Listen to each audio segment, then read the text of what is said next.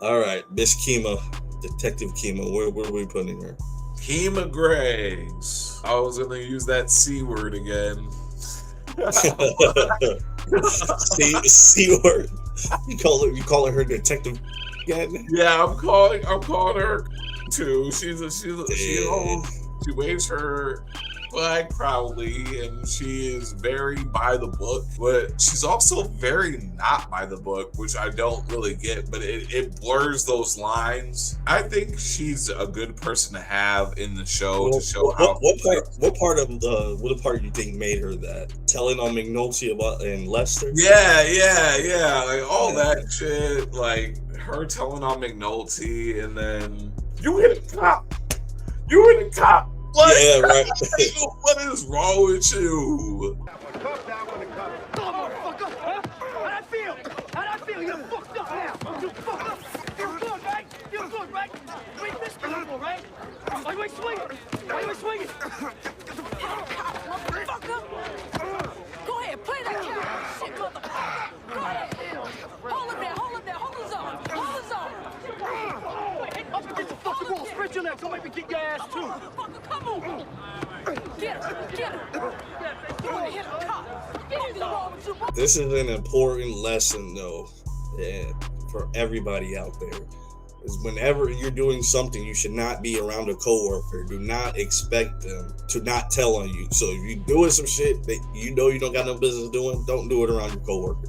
Those are your coworkers, not your friends. At the end of the day, you know what I mean? Yeah. So and not only that, you also have to remember that if she didn't say something and they got caught and somebody told them that she knew about it, that she getting dragged down too. So don't be bringing other people into your shit as well. Yeah. Unless you're gonna expect to take it down, like you can't. At the end of the day, be like, okay, this is what is expected. You know what I mean? Yeah, she's still a snake though. What are we feeling? She's very intelligent. I'm gonna go B or an A for KIMA. We'll go B. Okay. Oh God, HERC. A meathead cop that just wanted to bust heads, not really having any real intelligence, mostly working up his rank through like brown nosing. I mean, he's fucking hilarious, but he's also, I don't know, he's just a meathead.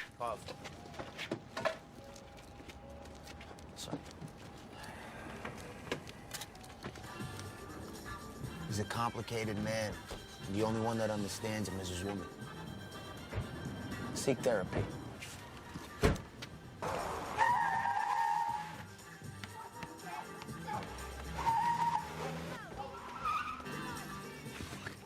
Everybody to Lambert's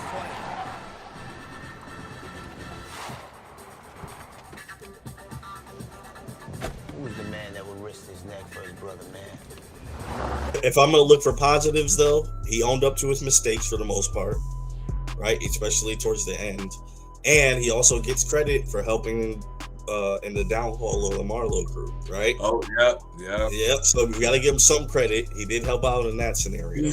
That at the very end of the show, he started doing real detective work, and he was a part of a detective unit for the entire show. Are we putting him with Carver where he belongs, that side and side with his buddy? Yeah. Or do you think he did a little more to deserve maybe rank a C? Right? Nah, I'd put him next to Carve. Yeah, that seems only right. Secata. I remember D. He's a Shardene.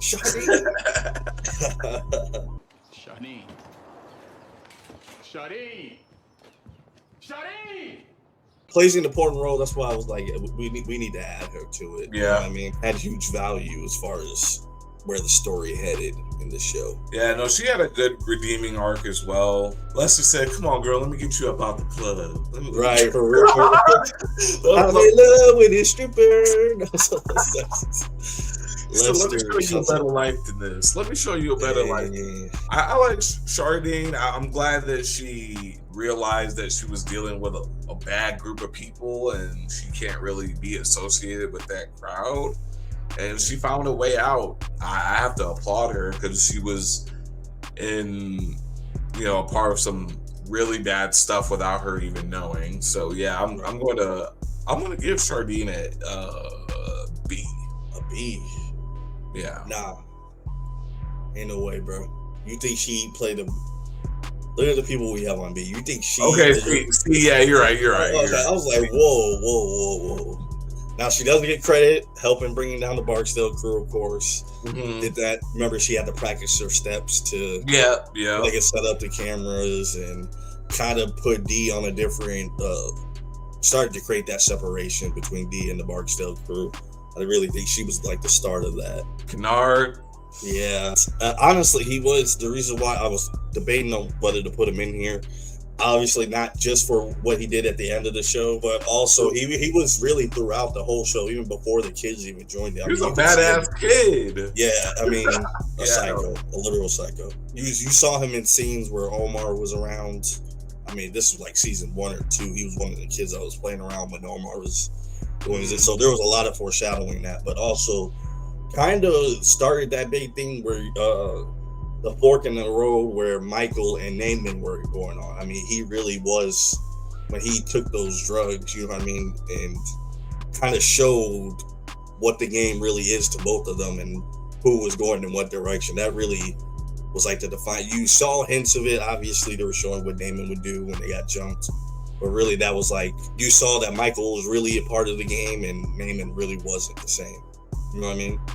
Yeah, if I had to put a most tragic label on a lot of these characters, Kennard, Wallace, and Dookie all fit tie for that label. I feel like Kennard is just, his story is just so fucking twisted and sadistic. Right. For you to like write something like this, it's like, okay, these are literal kid soldiers now. Kennard didn't know what the fuck he was doing. This is just what he grew up in. You know, but it also showed that he was like headed down that path. Like there was one part where he was like even torturing like a cat in the alley. Yeah. Like shit, it was like he really started going down that path of like just being straight weird. Yeah. Like he was clearly more than just a part of the game. But I mean, that's what really fucked him up mentally, is what I'm saying. That's what it shows with a lot of these. That's why I thought season 4 was so well done, because it shows like, oh, these kids just don't have parental guidance, you know, due to, you know, all the other systemic problems that are happening, drugs, crime, all that stuff, where it's like, these are just kids. This is all they know. Some very weird moments like with the cat, but it's also like, maybe if he had some parental figures around, maybe he wouldn't be fucking in the alley stabbing a fucking cat or something, you know? Right. Don't like Kennard. I think he has to be like on C. I like C. Of course, he took a shot at the king and he got it. So with how old he is, he probably would get out when he was like 35 or something. Next up, we have the new Omar, Michael. I think Michael is definitely one of the better characters. I think all 4 of the kids from season 4, their arcs are all very well done, but Michael's was probably the best. He had that dog in him. He had that fucking dog in him from the jump. Yo, why you shoot low? Too close, aim for the head. If not, think vest. That's why you said it. Alright, boys learn. So it was like he was ready to throw hands. He was ready to put in work. You know, I guess he realized how fucked up the game was, and you know, he decided to run and do his own thing like Omar did. Right. I want to put Michael at A tier. That's where I was feeling him. I like him at A tier. I have to agree. Definitely seeing his character arc definitely had the best storyline. He was kind of cringe at times, but for the most part, he did. No, when he realized that he could be killed at any time of his tenure with Marlowe, if he did one wrong thing, it could cost him his fucking life. I thought it was dope that he made his exit the way he did. Maurice Levy, he definitely was a vital part of the show, but I did not like his character. It also shows another ugly face of the system. I gotta commend the writers for that again, because it was like this white guy cashing in on black trauma, basically. Yeah, and then going home to his fucking mansion and shit like like that. Right. I'm gonna go C. I like C. I think he's pretty good. He was obviously cunning. They'd earn his money though. Like, as much as you say he tries to. He was a great lawyer. He was a great lawyer. Let's not get shit twisted. Told them how it was. I mean, even when they were trying to brainstorm, because obviously he needs them to get arrested for shit, but he don't need them all put away forever. When Avon was the Barksdale crew were going through that whole thing, he basically laid it out and sat there and talked with them to try to figure out, who's a liability, who's not, and he did that often throughout the show. I mean, he earned his money, so yeah, I definitely think C. Yeah, and he's directly responsible for people being killed. Right. His hands are clean of it all. Like, I didn't tell him to do that. To show you like how much power he had. Remember, he slapped the shit out of D upside his fucking head, bro. Listen to me. You don't say anything. You don't do anything. You don't write anything. Do you hear me? Shut up. How many fucking times do I have to tell you people the same fucking thing?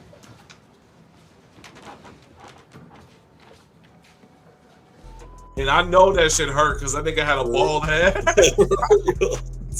Bro looked back mad as hell.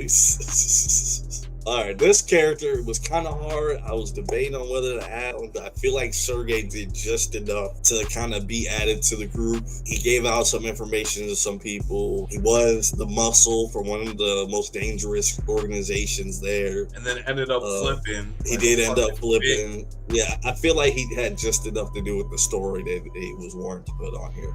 He was definitely a very minuscule character, but he was like the first domino to fall for the whole Eastern European trade and shit. The second season really lacked like interesting conflict, but I enjoyed the detective work in season 2 because it was a hard case to break and they broke it, but I mean, chances are 10 times out of 10 that case does not get solved. I'll put Boris at like F.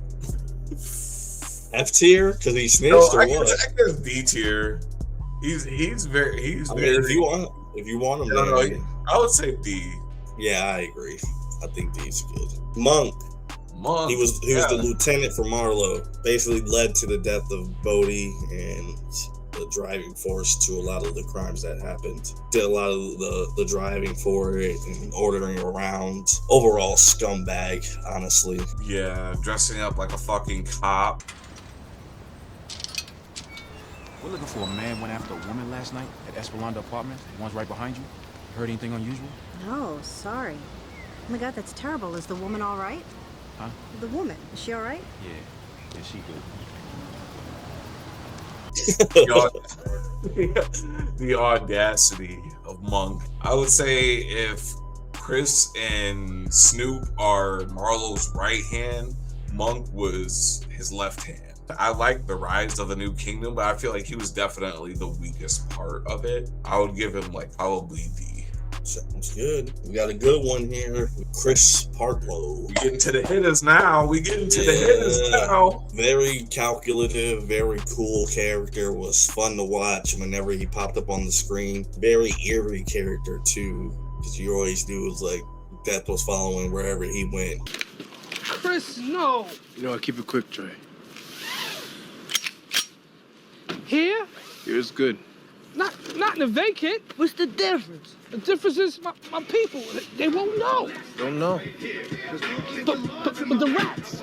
I'll be alone with the rats. You all right? I got your back.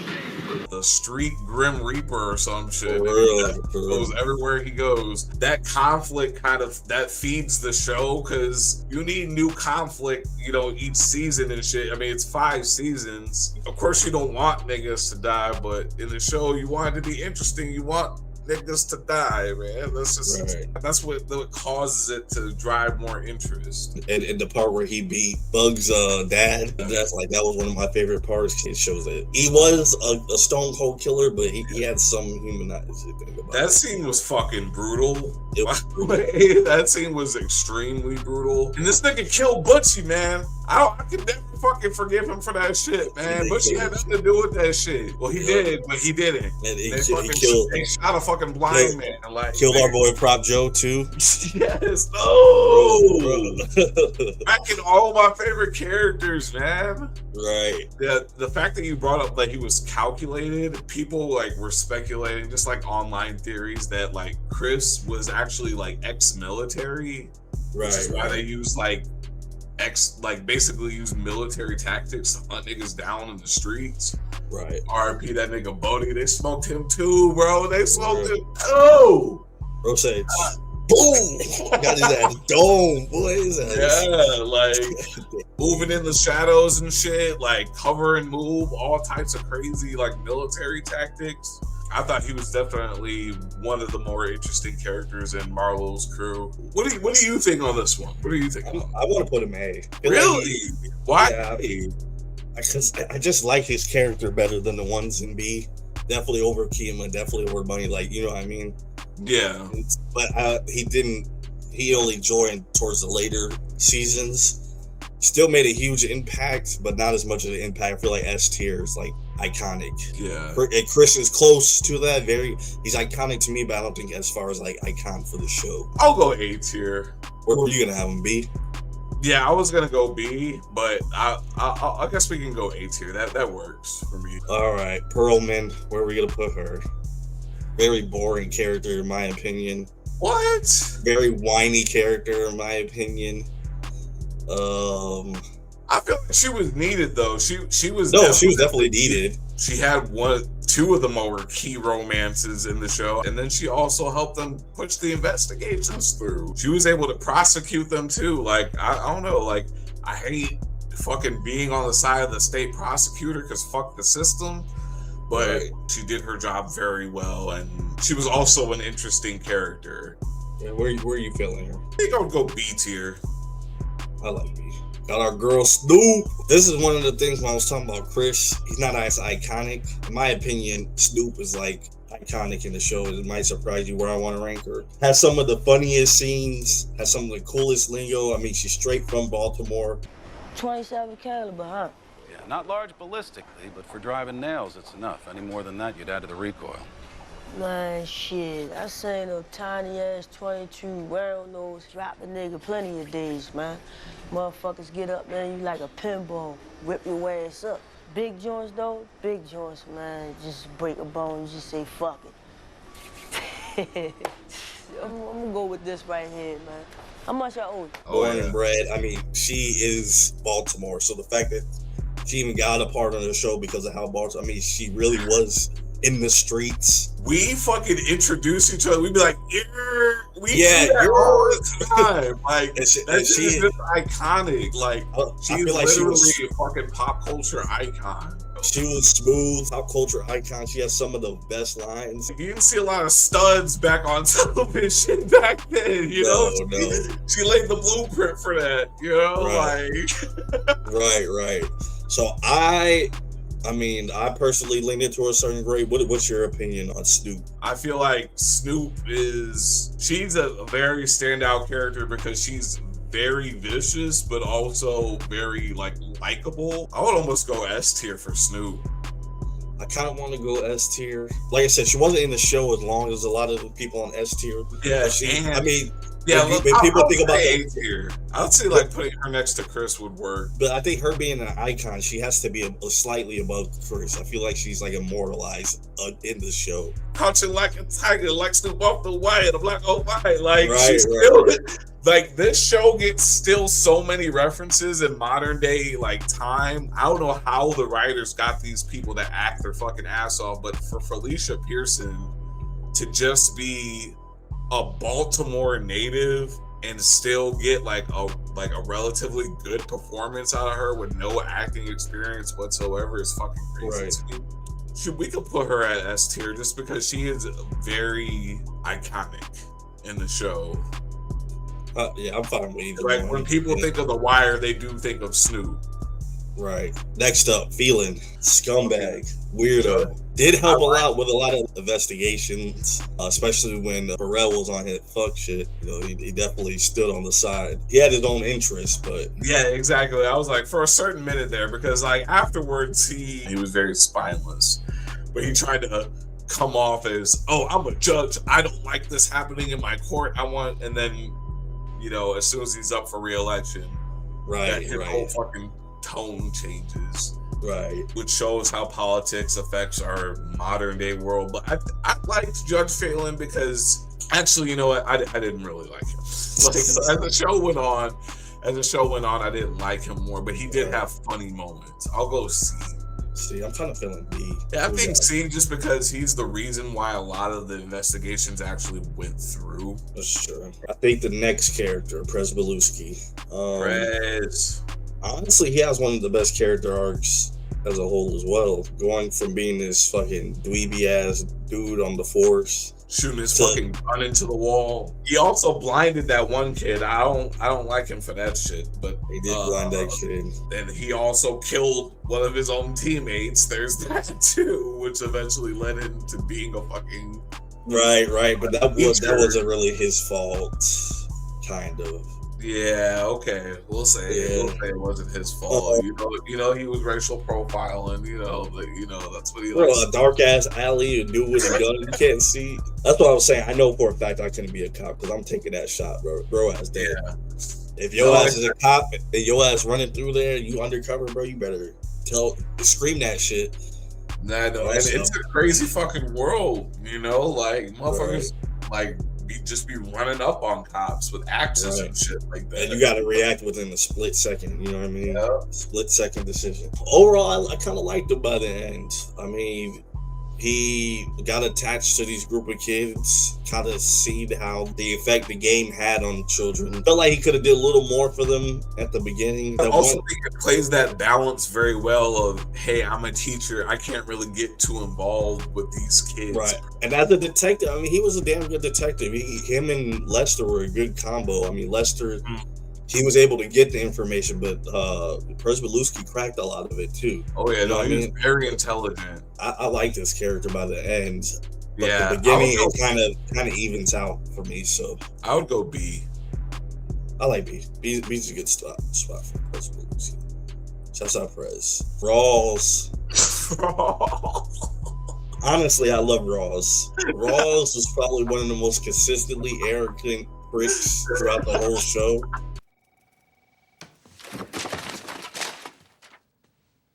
Move that fucking desk out of my unit. I do not want that fucking man's desk in my unit. That's Crutchfield's desk. Crutchfield's? McNulty sits here.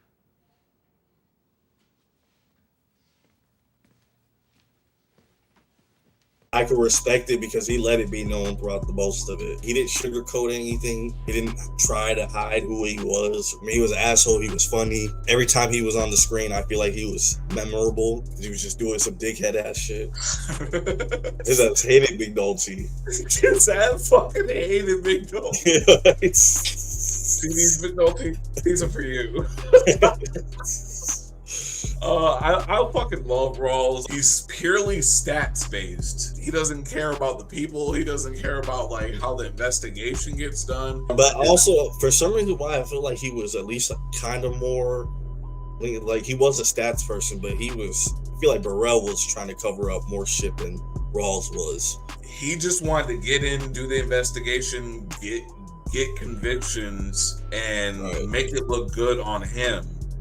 Right. So when the whole shit started and he was getting shit on, he hated that feeling because he wants his unit to look good. He was fucking hilarious. I don't care. He was hilarious. I don't care what anyone says. He was one of the best characters in the show. I'm gonna go A tier for RAWLS. I agree. I'm surprised by that because I actually genuinely liked RAWLS as well. Mayor ROYCE. What do we feel about him?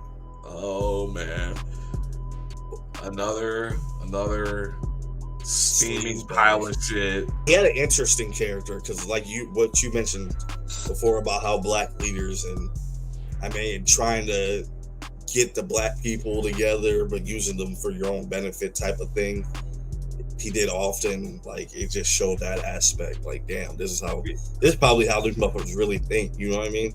Yeah, I mean, Royce and Clay together are like the fucking face of corruption in this show. You know what I'm saying? You know, with like, you know, Levi and Tommy Carcetti. I didn't like his character very much. I thought the guy that was acting as him, I don't remember his name, I'm sorry. Yeah, he did a great job, but I just didn't like the character. So F tier? No, I would probably, well, I feel like he didn't do much. His ass was just taking L's left and right. He was just a dickhead. Yeah, we can do F tier. BEADIE, she grew into be an actual detective, which was pretty dope. Her arc was good, but sometimes she felt a little tacked on. Yeah. I feel like C. Damn, that's too high? Yeah, let me look at this really quick. C. Yeah, I guess. C's fine. C's fine. Well, it's because the reason why I'm saying C is because you thought she was just going to be an irrelevant cop.